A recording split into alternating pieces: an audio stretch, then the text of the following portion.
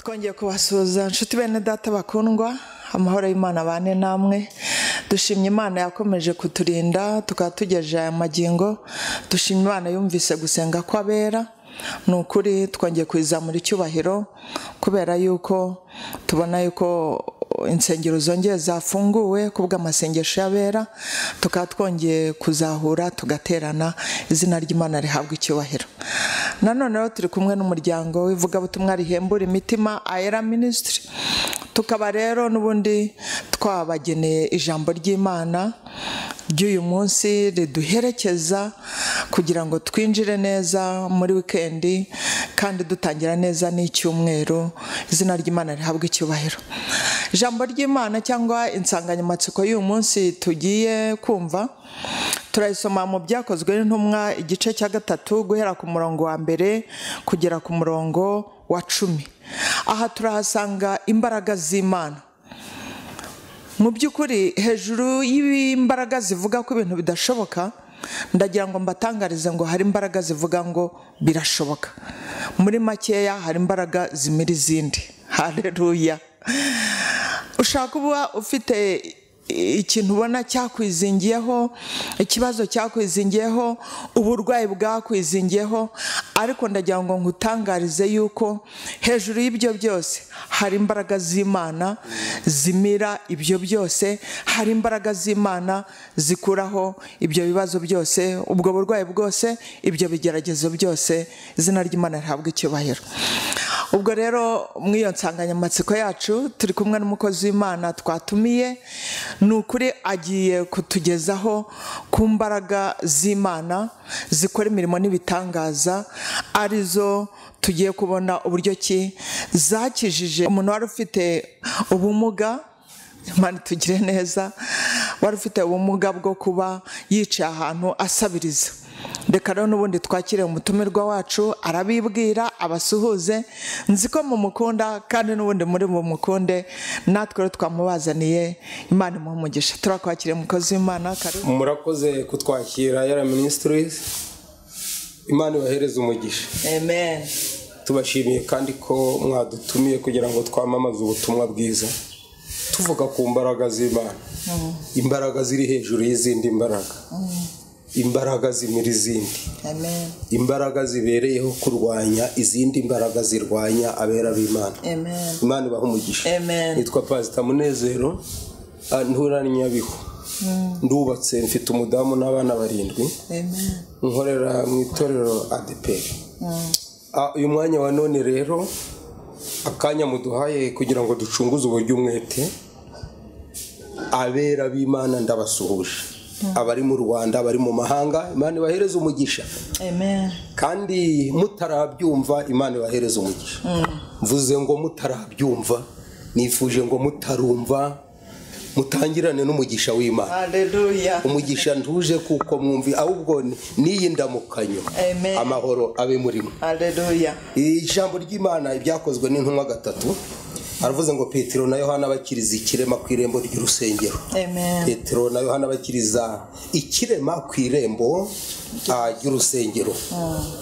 Bivuze ko nubwo ushobora kuba uri hanze y'urusengero, uri ku irembo, uri mu murima, uri mu isambu, uri mu kazi, izi mbaraga zishobora kukugeraho. Yego. Ntabwo ari imbaraga zikorera mu rusengero gusa, ni imbaraga zikorera no hanze y'urusengero. Nuko Petero na Yohana barazamuka bajya mu rusengero mu gihe cyo gusenga, aricyo saa 9.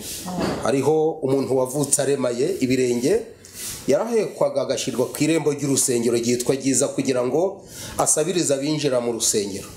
Abonye Petero na Yohana bagiye kwinjira mu rusengero, arabasaba ngo bamuhe. Petero na Yohana baramutumbira. Petero aramubwira ati uturebe, abitaho agira ngo hari icyo bamuha. Petero aramubwira ati feza n'izahabu ntabyo mfite, ahubwo icyo mfite ndakiguha.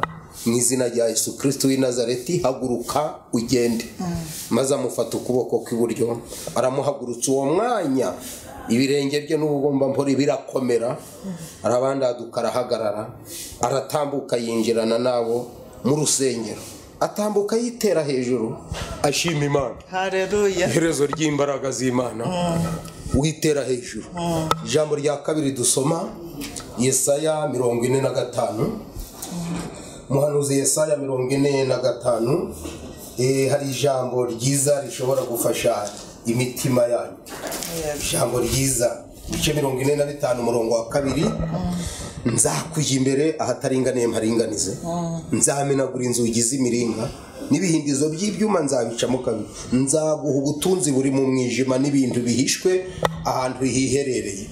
Dusoza kugira ngo aya magambo turasoma mu gitabo cya kabiri cya Mose cyitwa Kuva ibice 33, ibice 33 naho hari ijambo rishobora gufasha imitima yanyu, kandi ndumva mwatangiye gufashwa. 33:15 ibice 33 umurongo w'15, Mose aramubwira ati ubwawe nutajyana natwe ntudukure ino, ubwawe nutajyana natwe ntudukure ino, ikizamenyekanya yuko inge n'ubwoko bwawe twakugiriyeho umugisha ni iki? Si ukujyana natwe bigatuma inge n'ubwoko bwawe dutandukanywa n'amahanga yose yo mu isi. Amen. Imana ibahereze umugisha. Amen. Turishimye kubamenyesha ko hari imbaraga zibarwanya, ariko hari izindi mbaraga ziri hejuru. Haleluya. Kandi izo mbaraga zibarwanya zitinya izo mbaraga ngiye kuvuga. Amen. Zizitinya mu buryo bwinshi, ariko ndavuga mu buryo nka butatu.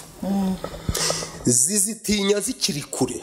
Biravuze ngo izo mbaraga zikurwanya wowe unyumva, iyo zumvisha umwuka wera zishobora guhunga zikiri kure, bityo ugakira ibintu bitarakugeraho. Haleluya. Amen. Amen. Zirukana imbaraga zakugezemo, zikazirukana nta rushinge baguteye. Haleluya. Nta bininuriye, batakubaze. Umwuka wera kabaririza imbaraga zakwinjiyemo akazisohora nk'uko yasohoye ziri mu iki kirema. Amen. Gatatu, zimenya aho urugamba rukomeye ruri. Iyo zumvishe bikomeye inyuma, izo mbaraga zisubira inyuma. Iyo mbaraga zumvishe bikomeye imbere, zije imbere. Iyo bikomeye biri muri wowe, haleluya, amina, ziguhanira muri wowe. haleluya. Kuki ziriho? Ubundi imbere hakoraga Imana. Dufite ubutatu. Imana imaze gukora kuko yakunze abari mu isi. Ndagira ngo babyumve neza. Imaze gukora kuko yakunze abari mu isi, yohereza Yesu. Imana isigara mu ijuru yohereza Yesu. Haleluya. Yesu nawe araza mu myaka 30 n'indi. Yesu nawe aragenda. Haleluya. Amen. Habaromize rero. Yesu baramubaza ngo kugiye tuzasigarana nande? Ko Imana iri mu ijuru, nawe ukaba ugiye mu ijuru, Satani akaba ari mu isi, tuzamukubitisha iki? Amen. Kambisubiremo mu byumve neza.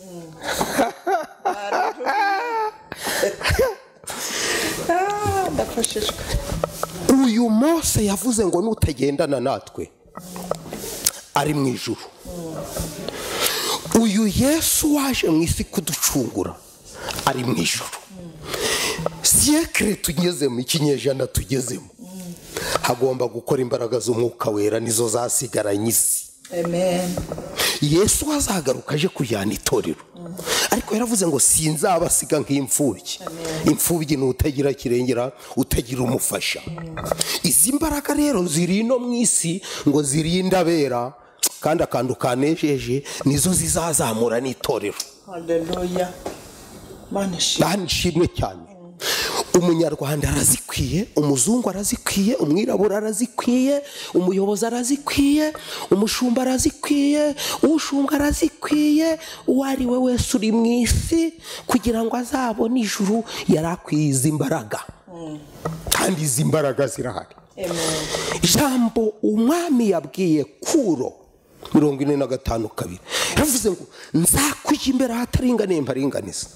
Uwo wavuze rero afite uwo yohereje. Yego. Uwo niwe ugomba kutujya imbere. Amen.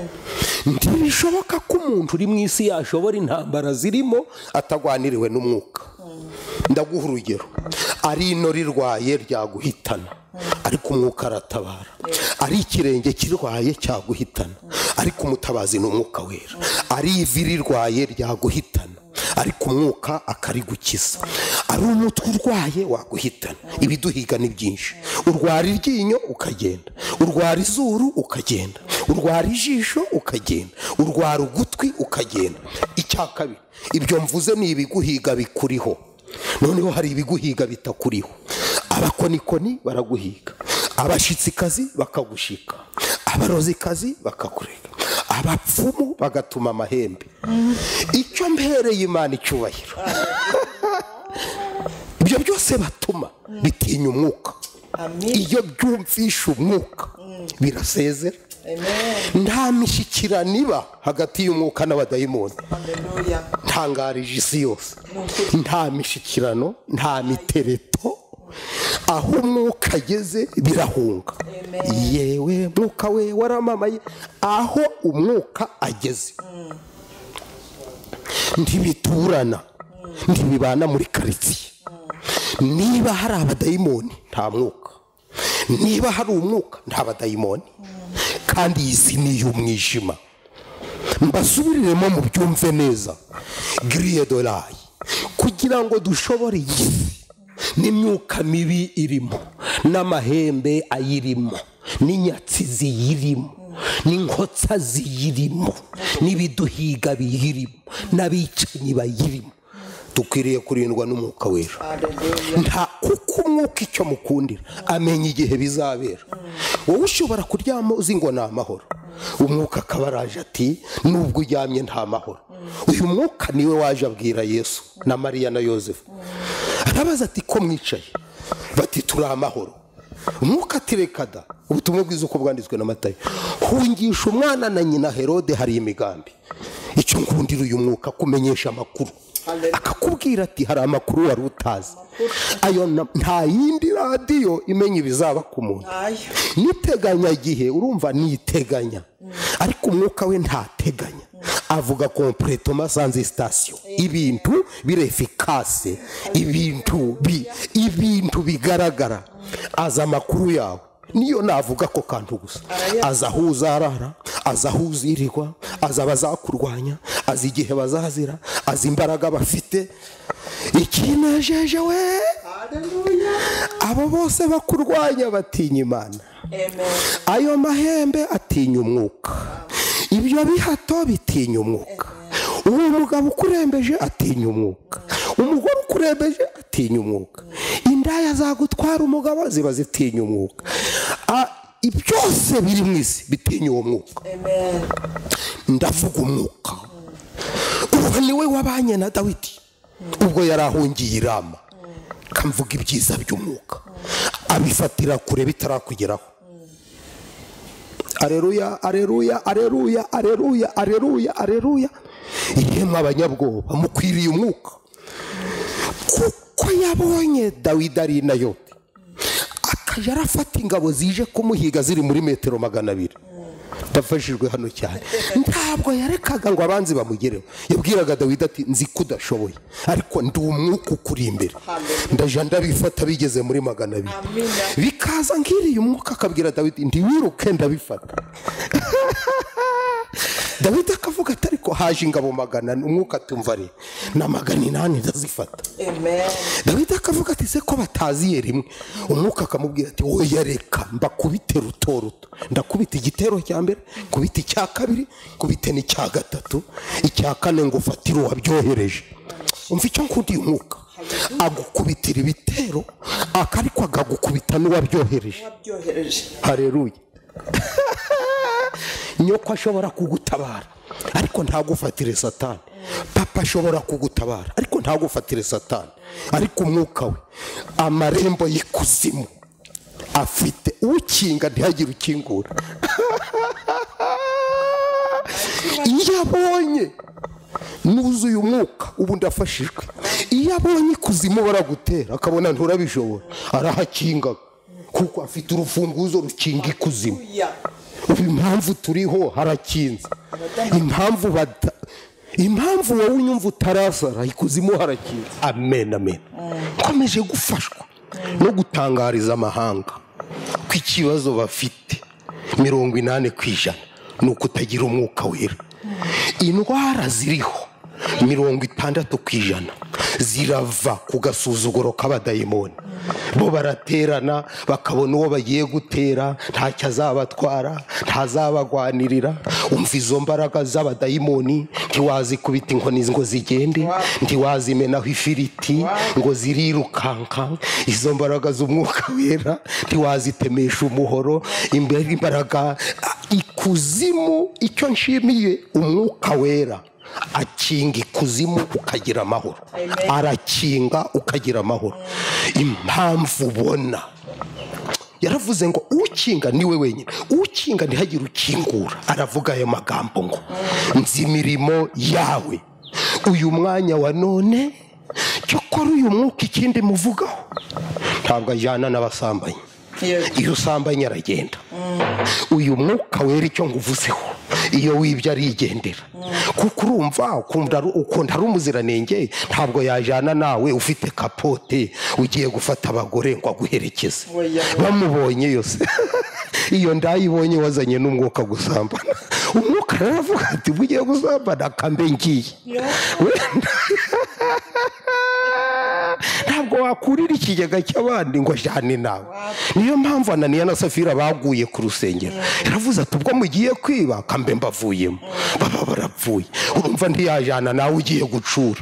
Ntabwo wareka umudamu wawe ngo uje mu bandi ngo umwuka avuge ngo kanguherekeze. Hari abantu umwuka adakorana nabo, abatinganyi.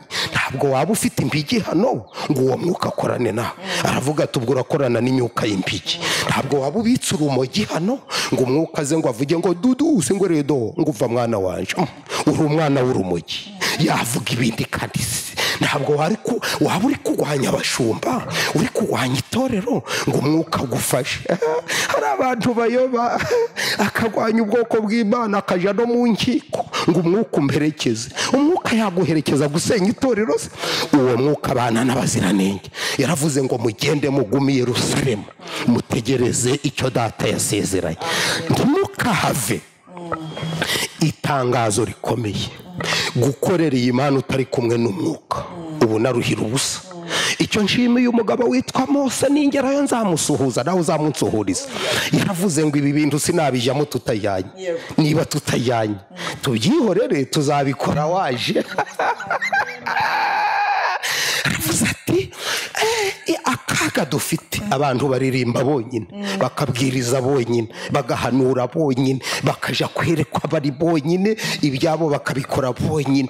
Ariko ibi bintu itegeko ni ukubikora uri kumwe n'umwuka wera, ni ukuririmba uri kumwe n'umwuka wera.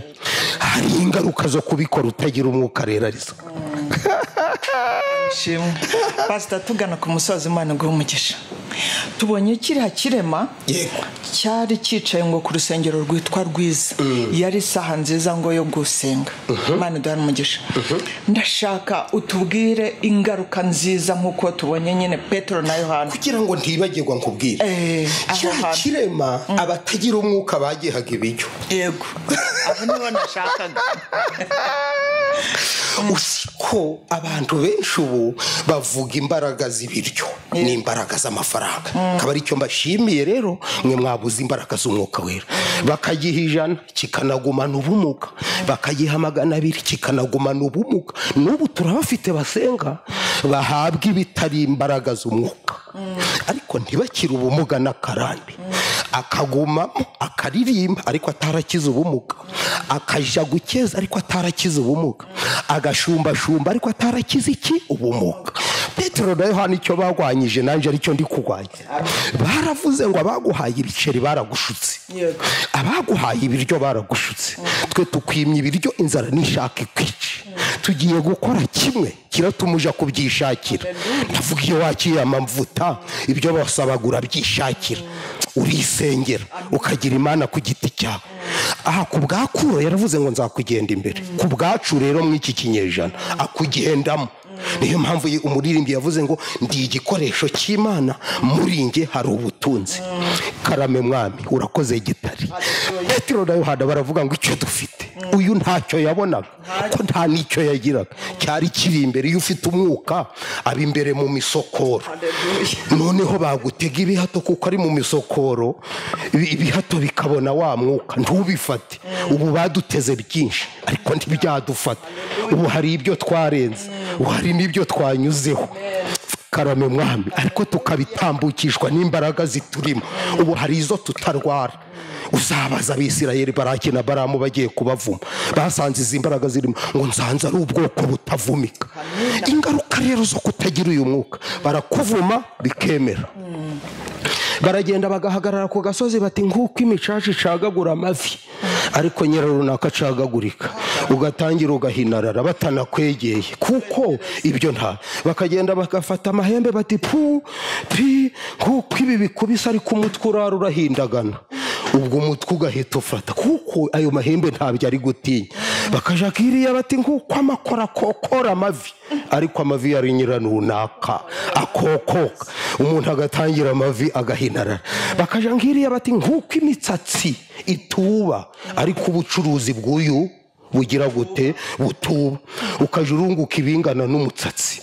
Utabitewe no gucuruza nabi, ubitewe n'imbaraga z'abadayimoni zitasanze imbaraga z'umwuka muri botike yawe, gucuruza uri mu imbaraga z'Imana.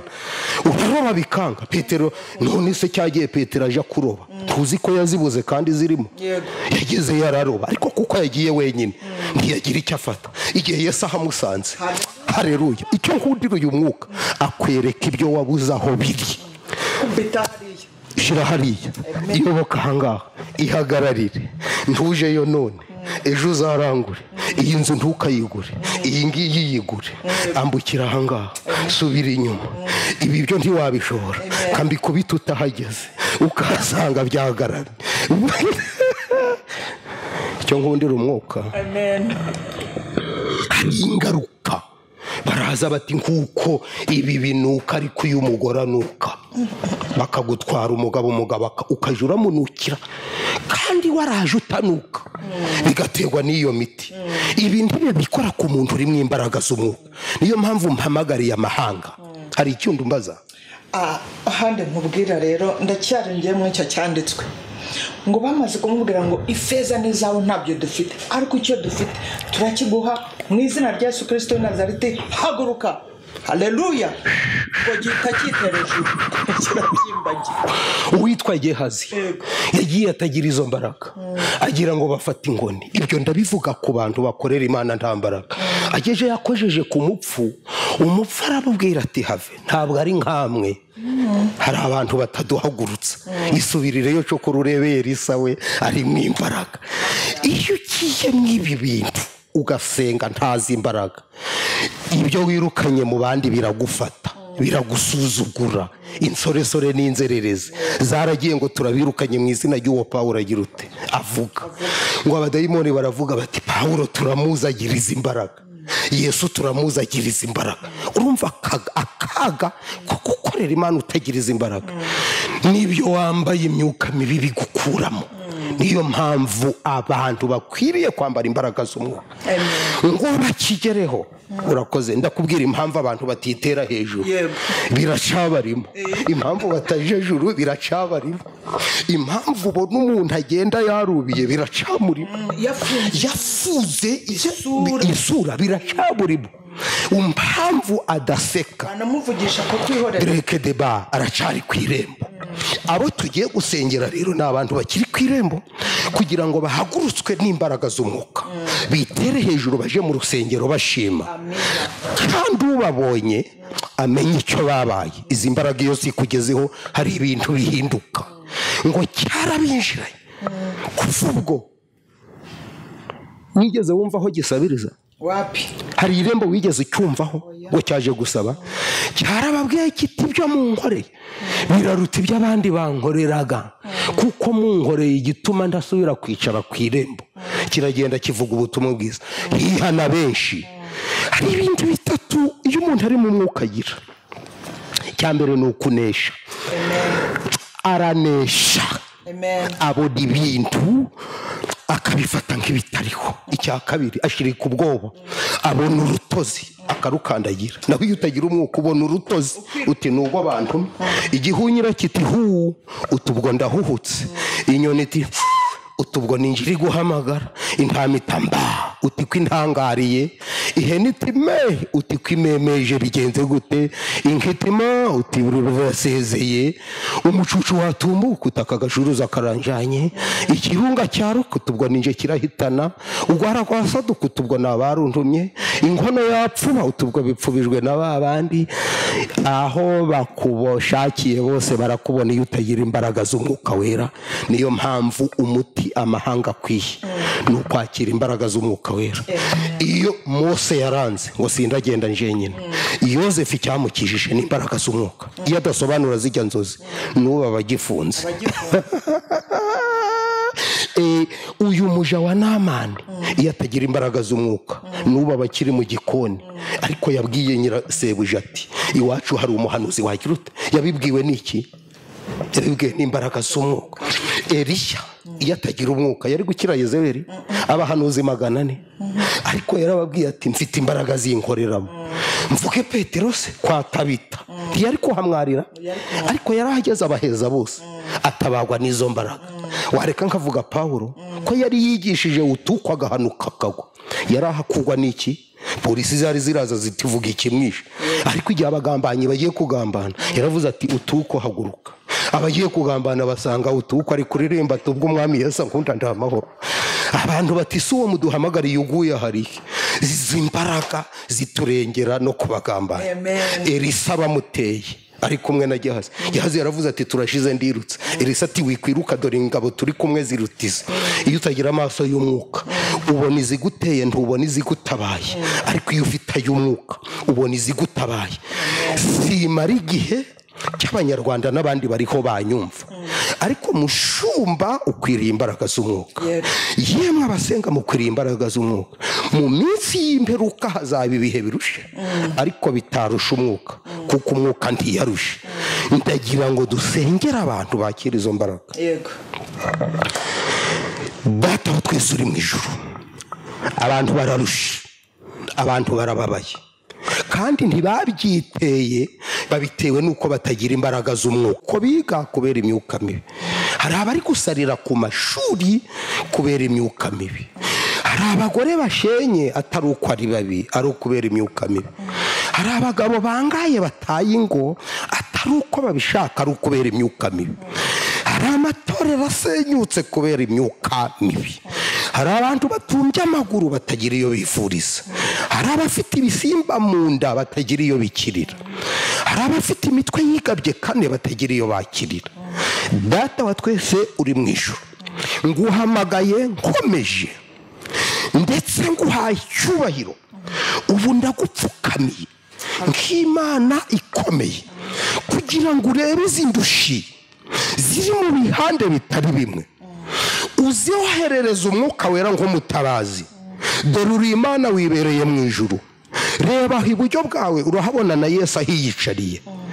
Satani wabagiyo yiroshino ashobogwa n'umwuka wera. Abatagira umwuka wera ntabwo bamushobora. Natwe dushobozwa byose n'uwo mwuka. Ngo dore ibimenyetso bizagendana nabo. Bazagira ikintu kice kiri kugira icyo kibatwara. Gria sifa de pangoria. Nati da sori bago etrodoga. De fokene mango. Aba bantu bicaye ku irembo bahaheze ry'urusengero bahabwa ibiceri by'ijana, bakwiriye imbaraga z'umwuka wera kugira ngo abahugurutse aho kuribona barisabye baribone barikoreye bitere hejuru. Ndagushimye kubohoye Abanyarwanda, ukabohora abanyamahanga, ukabohora abazatwumva, ariko bakabohorwa n'Imana ibarimo. bagakizwa n'Imana ibarimo. Amena, amena, amena, amena. Urakoze, amena, urakoze, amena, urakoze, amena, urakoze kutabara, amena, urakoze kuduha imbaraga zikudukoreramo zidutabara, amena, tugatabarwa n'iziturimo tudahamagaye kuri, twategwa zigasanga ziturimo, zikadutabara ziturimo. Amen. Amen. Ndabashimira mwese mwari muduteze amatwi. Nukuri iyi nyigisho ni nziza, imbaraga z'umwuka wera. Inyigisho y'iri somo yavugaga ngo hari imbaraga zimira izindi, imbaraga z'umwuka wera. Iyo Petero na Yohana, mwibuke neza yuko uyu Petero ni wa wundi wabanje kwihakana Yesu, ariko imbaraga zimaze kumukoreramo azibonye. Haleluya. Arababwira ati ifeza n'izahabu ntabyo dufite, ariko icyo dufite ni izina rya Yesu Kristo Nazareti turakiguhaye, haguruka. Ahita haguruka. Imana iduhana umugisha. Akaryoshye ntikaguma mwitama. Umukozi w'Imana turabashimiye nukuri kuva hariya mukaza, mwaduha namba zawe kugira ngo nyine ugukeneye kugira ngo umusengere agire. Natwe turabashimiye. Amen. Mugize uruhare mu kwamamaza ubutumwa bwiza, buragera ku bantu biyicariye iwabo abaryamye. Niko Yesu yavuze, mugende mu mahanga yose, ntaho yarobanuye. Namba zacu 0788 21 20 31 788 21 20 kuri WhatsApp ni 0788 666 89 232 0788 666 89 Amen. Baca no mu gikari bakambwira, mwaca no mu gikari mukabaza umuyobozi. Imana ibahereze umugisha mu izina rya Yesu. Amen. Iki ni igihe cyo kwambara imbaraga z'umwuka wera. Yesu aduhana umugisha. Wowe utari wazakira, wowe utari wazibona, saba nawe kugira ngo zikugereho, zibashe kutuneshereza, kuko igihe turimo ni igihe gikomeye, kirashaka intwari. Imana iduhana umugisha. Amen.